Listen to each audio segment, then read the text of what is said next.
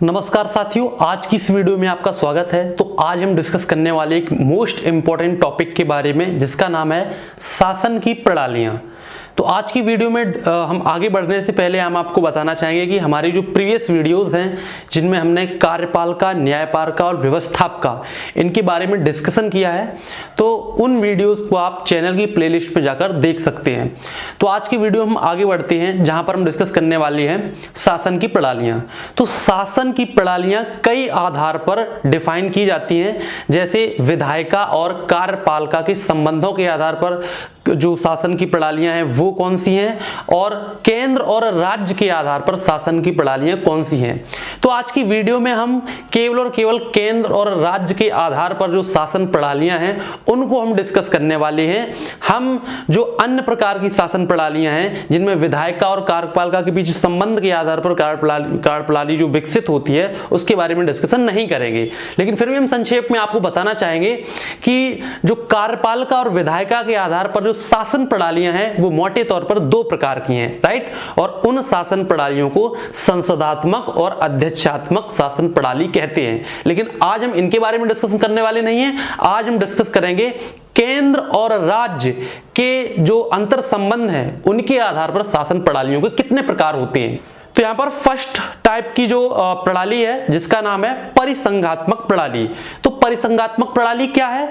तो इसमें कुछ राज्य मिलकर एक परिसंघ का निर्माण करते हैं और उस परिसंघ से उन राज्यों को अलग होने का पूरा अधिकार रहता है, राइट। और उन राज्यों के अलग होते ही वो परिसंघ समाप्त हो जाएगा। यानी कि यहां पर अविनाशी राज्यों का एक विनाशी संघ है, यानी कि राज्य अविनाशी है, उनको नष्ट नहीं किया जा सकता है, लेकिन जो संघ है वो विनाशी है। तो अविनाशी राज्यों का विनाशी संघ, ऐसी प्रणाली को परिसंघात्मक प्रणाली कहते हैं, जहां पर राज्यों का विनाश नहीं हो सकता है, राज्य मिलकर जो परिसंघ बनाते हैं उसका विनाश हो सकता है। तो फ्रेंड्स, परिसंघात्मक प्रणाली का जो सबसे अच्छा उदाहरण है वो है भूतपूर्व सोवियत रूस।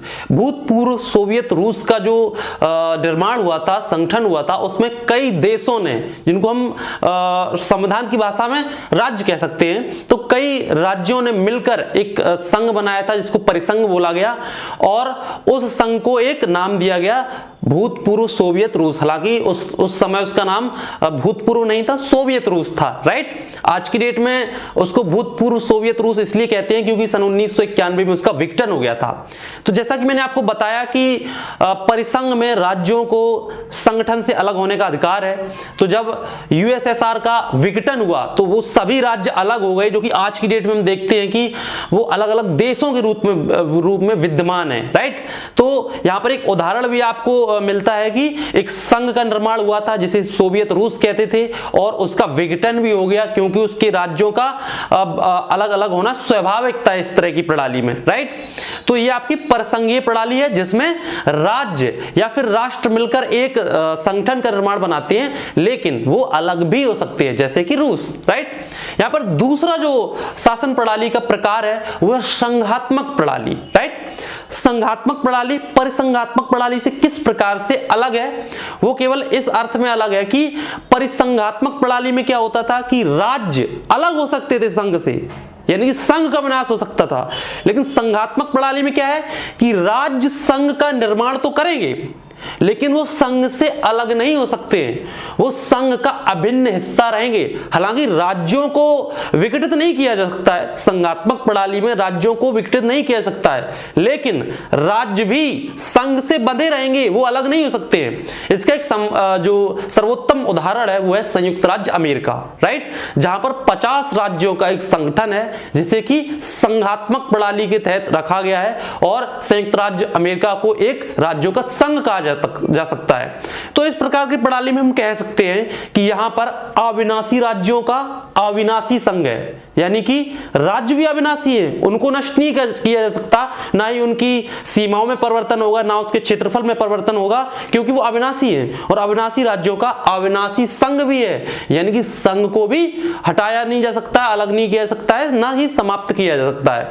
तो इस प्रणाली को संघात्मक प्रणाली कहते हैं। तो यहां पर एक बेसिक डिफरेंस हम समझने की अगर हम कोशिश करें तो परिसंघात्मक प्रणाली में संघ का समापन हो सकता है, यानी संघ खत्म हो सकता है, लेकिन संघात्मक प्रणाली में संघ समाप्त नहीं हो सकता है। दूसरा अंतर परिसंघात्मक प्रणाली में क्या था कि जो राज्य थे वो संघ से अलग हो सकते हैं, लेकिन यहां पर संघात्मक प्रणाली में क्या है कि राज्य संगठन से अलग नहीं हो सकते हैं, राइट।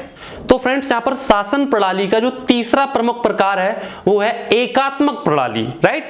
तो एकात्मक प्रणाली में क्या होता है, वहां पर राज्यों का अस्तित्व नाम मात्र का होता है, वहां पर पूरी शक्तियां केंद्र में होती हैं, यानी कि वो संघ में होती हैं। तो संघ के पास यानी केंद्र के पास ही पूरी शक्ति होती है, राज्यों को ना तो कोई अधिकार दिए जाते हैं और ना ही उनकी कोई शक्ति होती है। और इसका सबसे अच्छा उदाहरण है वो है आपका इंग्लैंड, राइट, जहां पर केंद्र शक्तिशाली है, हालांकि वहां पर राज्य हैं लेकिन उनकी कोई वहां पर वैल्यू नहीं है, ना ही उनको अधिकार दिए गए हैं, ना ही उनकी कोई शक्तियां हैं, राइट। तो वहां पर एक एकात्मक प्रणाली का जो है स्वरूप विद्यमान है, ठीक है। तो यहां पर पूरी सिस्टम पूरा जो सिस्टम है वो केंद्र के हाथ में है, राइट।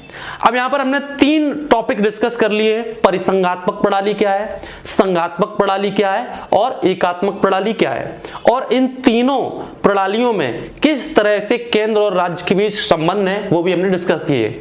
अब यहां पर अंतिम बात आ जाती है कि जो अपना देश भारत है यहां पर कौन सी प्रणाली है।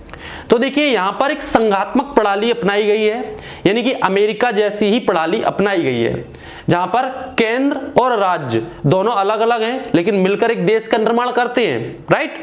और राज्यों को एक तरह से अलग होने का अधिकार नहीं है। लेकिन यहां पर एकात्मक और संघात्मक प्रणालियों के जो अच्छे अच्छे गुण हैं उनको सम्मिलित करके प्रणाली बनाई गई है। तो ना ही इसको हम पूर्ण रूप से संघात्मक कहेंगे और ना ही पूर्ण रूप से एकात्मक। क्यों? क्योंकि भारत में जब कुछ ऐसी सिचुएशंस आ जाती हैं, जैसे कोई आपातकाल लग जाता है या फिर युद्ध जैसी परिस्थितियां आ जाती हैं या ऐसी विषम परिस्थितियां जहां पर देश पर संकट आ जाता है, तो भारत में जो भारत का सिस्टम है वो एकात्मक हो जाता है। इट मींस जो भारत का केंद्र है, केंद्र सरकार के पास अधिक शक्तियां आ जाती हैं, राज्यों की शक्तियां कम हो जाती हैं, राइट। और सामान्य परिस्थितियों में क्या होता है, केंद्र की शक्तियां अलग हैं और राज्य की शक्तियां अलग हैं, दोनों अपने अपने अधिकार क्षेत्रों में काम करते हैं। लेकिन फिर भी जो वेटेज है, जो अनुपात है, वो केंद्र सरकार को यानी केंद्र को ज्यादा दिया गया है। लेकिन फिर भी कुछ परिस्थितियों में ये एकात्मक और संघात्मक का एक मिश्रण हो जाता है, राइट। तो आज की वीडियो में शासन प्रणालियों को हम लोगों ने डिस्कस किया। मिलते हैं नेक्स्ट वीडियो में नेक्स्ट टॉपिक के साथ, तब तक के लिए नमस्कार।